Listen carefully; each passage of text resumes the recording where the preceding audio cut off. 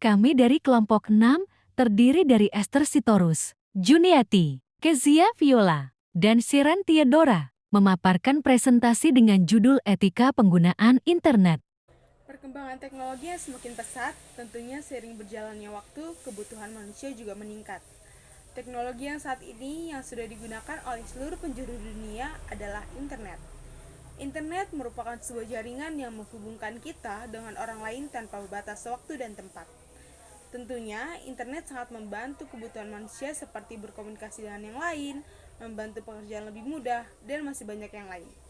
Tentunya dalam menggunakan internet ataupun teknologi pasti ada etikanya, yang biasa dikenal dengan cyber ethic. Apa itu cyber ethic? Cyber ethic adalah aturan dan etika dalam menggunakan teknologi atau internet. Suatu nilai-nilai yang disepakati bersama untuk dipatuhi dalam interaksi antar pengguna teknologi, khususnya teknologi informasi. Tidak adanya batas yang penggunaan IT di berbagai bidang membuat setiap orang yang menggunakan teknologi informasi diharapkan mau mematuhi cyber ethic yang ada. Sebagai seorang individu, masing-masing kita memiliki kewajiban untuk memperhatikan hal-hal yang baik dan benar ketika menggunakan internet. Karena dalam berinternet terdapat etika ataupun tata cara yang digunakan ketika pengoperasiannya. Misalnya kita harus menghindari hal-hal yang berbau negatif, tidak menggunakan kata-kata yang mengandung unsur sara, menjaga setiap keamanan dan privasi data kita, kemudian kita juga tidak boleh menyebarkan info-info yang belum valid adanya.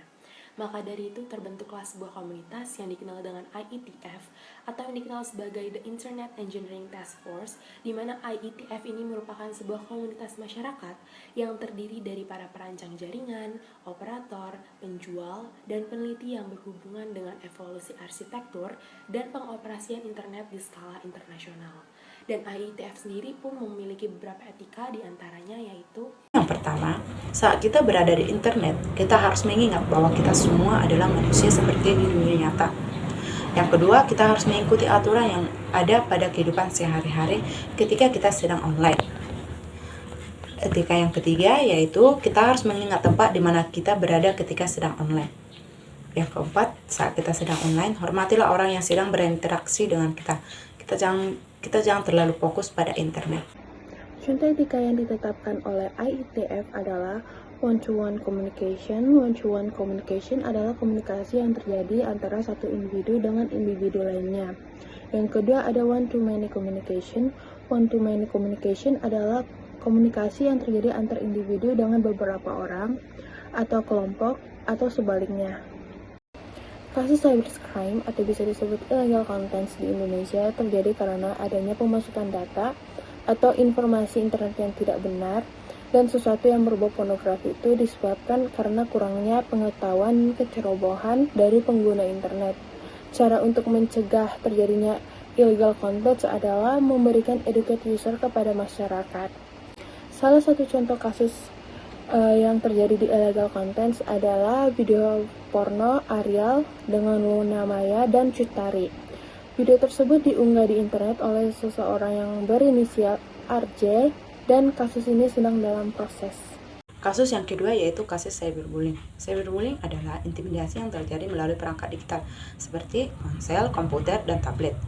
Kasus ini dapat terjadi melalui SMS, aplikasi online di media sosial dan atau game yang dimana orang dapat melihat dan berpartisipasi. Kasus ini mencakup mengirim, memposting, atau berbagai konten negatif, berbahaya, palsu, atau jahat tentang orang lain. Ini dapat mencakup berbagai informasi pribadi atau pribadi orang lain, yang menyebabkan rasa malu dan terhina. Beberapa cyberbullying melewati batas menjadi perilaku yang melanggar hukum dan kriminal. Nah, saya akan menjelaskan tempat-tempat yang paling umum di mana kasus ini terjadi, yaitu yang pertama di media sosial seperti Facebook, Instagram, dan TikTok. Yang kedua, perpesanan teks dan aplikasi perpesanan di perangkat seluler atau tablet. Yang ketiga, pesan instan, pesan langsung atau obrolan online melalui internet. Yang keempat, forum online, ruang obrolan, papan teks seperti Reddit. Nah, yang terakhir yaitu komunitas game online. Penyebab terjadinya kasus ini di Indonesia karena banyaknya perilaku bullying, berkembang dari berbagai faktor lingkungan yang berkembang dari faktor lingkungan yang kompleks dan tidak ada faktor tunggal penyebab kasus ini. Faktor lainnya yaitu faktor keluarga, faktor sekolah, dan faktor kelompok sebaya. Penyebab terjadinya kasus ini biasanya terjadi karena mempunyai rasa dendam, kemarahan, atau perasaan frustasi. Bisa juga karena pelaku memang tidak punya pekerjaan, sedangkan berbagai fasilitas yang berbau teknologi banyak tersedia di sekeliling mereka, sehingga menyebabkan mereka iseng dan ingin mencari keributan. Atau bisa jadi pelaku adalah orang-orang yang di kehidupan nyata termasuk golongan tidak dianggap atau tidak punya kekuatan atau berstatus sebagai korban. Dengan melakukan kasus ini, mereka bisa merasakan bagaimana rasanya jadi orang yang berkuasa. Nah, di sini saya akan menjelaskan hal-hal yang dapat kita lakukan untuk mencegah kasus ini dan supaya tidak terjadi kepada kita. Nah, yang pertama kita harus menggunakan internet dengan bijak. Yang kedua, kita harus berpikir ulang sebelum mengunggah sesuatu. Yang ketiga, kita harus menghindari pesan dari orang asing atau orang yang tidak dikenal. Yang keempat, kita jangan membuli orang lain. Nah, yang kelima, kita harus melindungi password akun kita. Yang keenam, kita harus bisa mengedukasi diri. Nah, yang terakhir, kita harus memblokir pengguna internet yang mengganggu kenyamanan kita. Contoh kasus cyber etik di Indonesia. Kasus penipuan online shop pada Mei 2011 dan Januari 2012, Ehan dan Bella telah ditipu oleh sebuah toko online yang beratasnamakan Anak Agung Bagus. Mereka memesan barang dan telah mentransfer sejumlah uang, namun barang tak kunjung datang. Etika yang dilanggar pelaku penipuan dapat dijerat dengan pasal 378 Kitab Undang-Undang Hukum Pidana (KUHP). Akan tetapi dapat dijerat dengan pasal 28 ayat 1 Undang-Undang Nomor 11 Tahun 2008 tentang Informasi dan Interaksi Elektronik (UU ITE). Sebagaimana telah diubah oleh Undang-Undang Nomor 19 Tahun 2016 tentang perubahan atas Undang-Undang Nomor 11 Tahun 2008 tentang informasi dan transaksi elektronik apabila penipuan dilakukan secara online.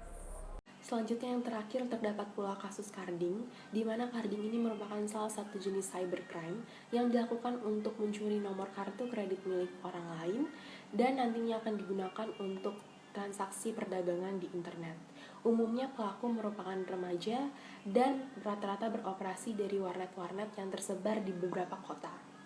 Nah, modus kejahatan ini merupakan pencurian karena pelaku menggunakan kartu kredit milik orang lain untuk mencari barang apa yang mereka inginkan di berbagai situs lelang.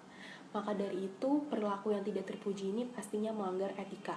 Dan etika yang dilanggar oleh pelaku tersebut adalah yang pertama, mereka pastinya akan dibidik dengan pelanggaran pasal 378 KUHP tentang penipuan, kemudian pasal 363 tentang pencurian, serta yang terakhir pasal 263 tentang pemalsuan identitas. Sekian dan terima kasih.